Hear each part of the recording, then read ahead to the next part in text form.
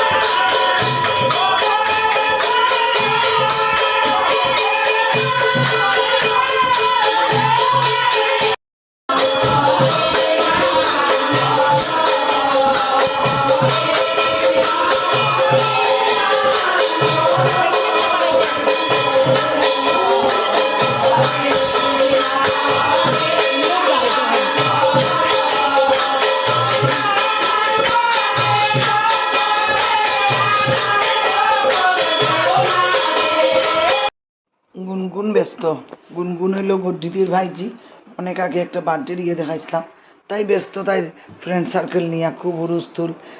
উপরে যাওয়ার আগে আমি একটু নিচে তার সঙ্গে একটু সময় কাটাইছি, খুব ভালো লাগছে।